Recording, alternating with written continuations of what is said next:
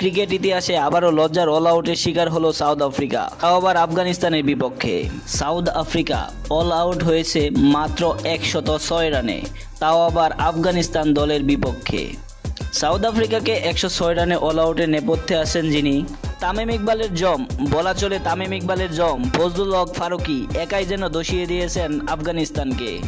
ফজলুল হক ফারুকী একাই শিকার করেন 4টি উইকেট। শুরুতেই রেজা হেনরিক্সকে বোল্ড আউট করে সাজঘরে ফিরান তিনি। তারপর টনি দে জর্জরিকে ফজলুল হক ফারুক শাহিদের কাছে ক্যাচ দিয়ে ফিরান সাজঘরে। তারপর মার্কাম, সাউথ আফ্রিকার অধিনায়ক, মাত্র 2 রানে ফজলুল হক ফারুকীর বলে বোল্ড হয়ে সাজঘরে ফিরেন।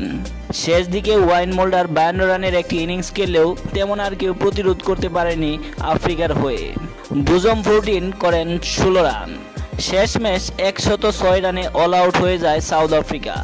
ফজলুল হক ফারুকী 7 ওভার বল করে 35 রান দিয়ে শিকার করে 4 উইকেট। অপরদিকে আল্লাহ গাজানফার 10 ওভার বল করে 20 রান দিয়ে সংগ্রহ করে 3 উইকেট এবং রশিদ খান 2 উইকেট শিকার করে 30 রান দিয়ে।